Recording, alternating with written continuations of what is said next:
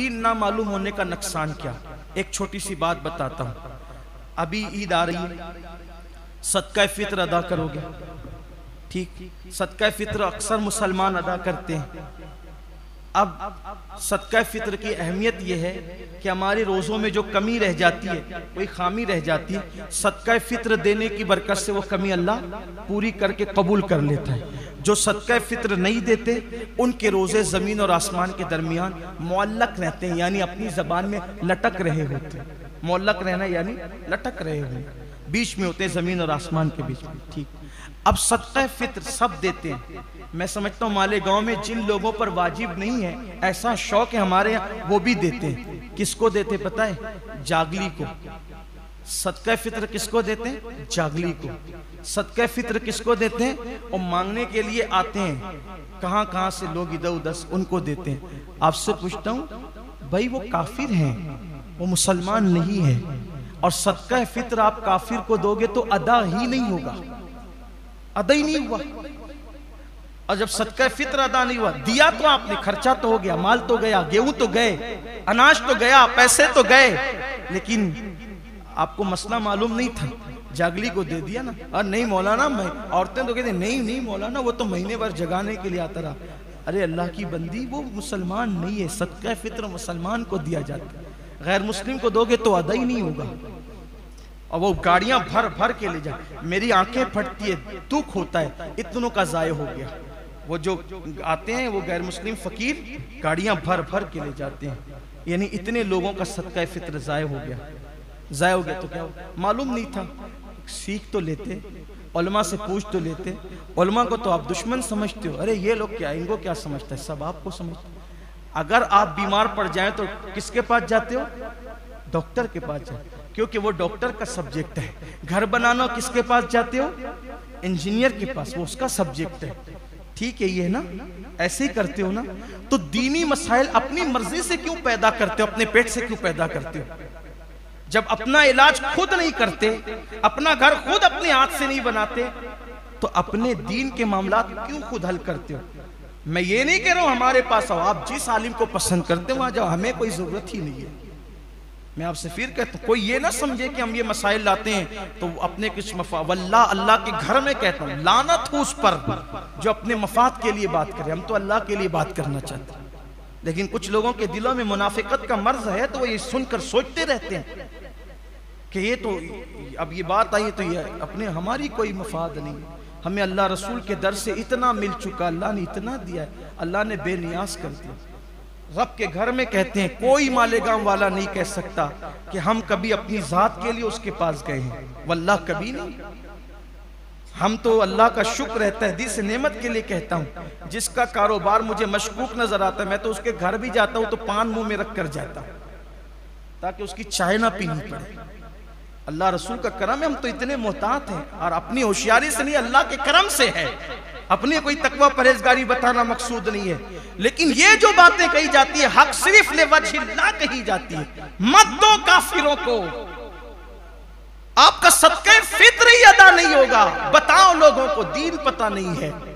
اگر دینا ہے تو مدارس میں دو، دینا ہے تو غریبوں کو دو، نہیں مدرسے میں دینا ہے تو غریبوں کو دو، غریبوں تک پہنچاؤ.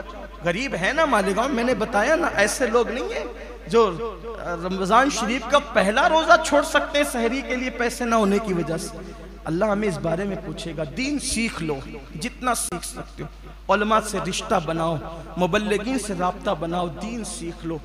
اور اپنے اندر اگر دیکھو آپ کے بچے جینس پہنے، ٹی شرٹ پہنے، مجھے اس پہ کوئی اعتراض نہیں، لیکن میں یہ چاہتا ہوں جینس اور ٹی شرٹ اوپر سے پہنا ہوا ہو، لیکن اندر سے مذہب و مسلک کی معلومات اس کو اتنی مضبوط ہو کہ جب اس کو کوئی چھیڑ دے وہ لوگوں کا منہ بند کر دے. اتنا علم ہونا چاہیے. کپڑے ہمارے یہاں اہمیت نہیں رکھتے. کرتا پاجامہ تو پہن لیا لمبا چوڑا سا، نہ کچھ آئے نہ جائے، نہ وضو کا طریقہ نہ نماز. کپڑوں کی ہمارے یہاں اہمیت نہیں ہے. میں اسلامی شعار کا انکار نہیں کر رہا ہوں، صرف آپ کو یہ پیغام دینا چاہتا ہوں. ہم نے سمجھ لیا کہ کپڑے ہی سب کچھ ہے. نہیں، کپڑوں کی اہمیت نہیں ہے. اگر آپ جینس اور ٹی شرٹ میں بھی ہیں اور آپ کا دل اللہ کی خشیت کا گنجن ہے تو قرآن کہتا ہے وَلِبَاسُ التَّقْوَى ذَلِكَ خیر. لمبے جبے کے اندر اگر گندگی چھپی ہے تو اس سے بہتر وہ ٹی شرٹ اور پینٹ پہننے والا ہے. جب وہ گناہ کرنے جاتا ہے تو دل میں خیال آتا ہے میرا اللہ مجھے دیکھ رہا ہے, وہ جبے والوں سے میری نظر میں بہتر ہے.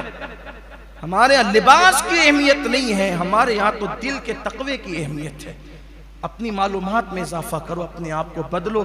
اللہ ہم سب کو توفیق بخشے اور اللہ سے دعا کرو اللہ پورے عالم اسلام میں انقلاب پیدا کرے, اور خاص طور پر اس مبارک دن میں اللہ بیت القدس کو جلد سے جلد ظالم یہودیوں کے پنجے سے, ان کے مکر سے, ان کے فریب سے نجات عطا فرمائے, اور پوری دنیا میں اسلام اور مسلمین کا اللہ غلبہ عطا فرمائے.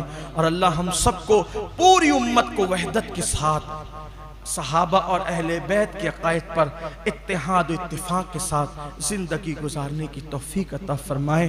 اے ماہ سیام الوداع, اے ماہ رمضان الوداع.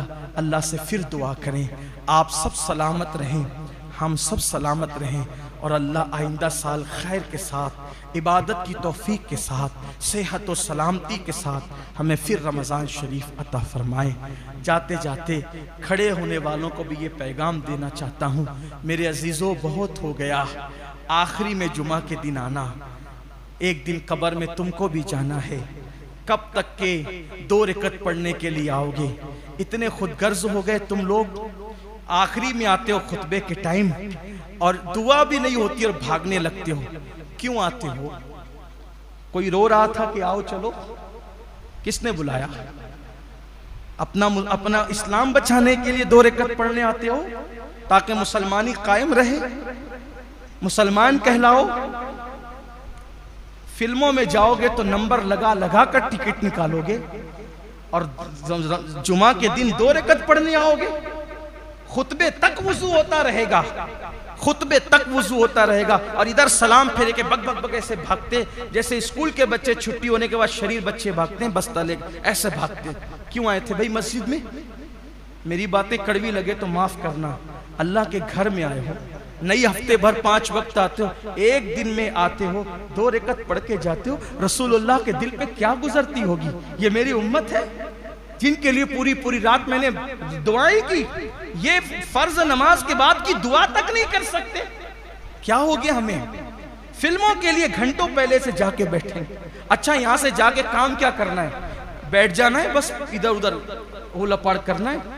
اگر آپ کو سفر ہو, کوئی بیماری ہو, کوئی خاص کام ہو, ٹھیک ہے جائیں, بعد میں گھر پہ سنتیں پڑھ لے.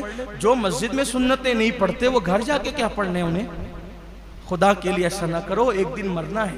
ہم آپ کے دشمن نہیں ہیں, ہمیں آپ کی قبر کی بھی فکر ہے, کیونکہ ہم آپ کے دین کے دائی ہیں. ہم اللہ و رسول کے فرامین کو اللہ تعالیٰ نے جاننے کی توفیق بخشی تو ہم تک یہ بات پہنچا رہے. خدا کے لیے قبر میں کوئی کام نہیں آئے گا, نہ کوئی دوست نہ کوئی یار کام آئے گا. کم سے کم پوری نماز پڑھ کے جاؤ. ٹھیک ہے نفل پڑھنے کی توفیق نہیں, نہ پڑھو, لیکن کم سے کم جتنی لازمی ہے جو سنتیں موقع ہے وہ تو پڑھ لو. نفل چھوڑنے کی اجازت ہے, نفل نہ پڑھو, لیکن دوسری تو پڑھو.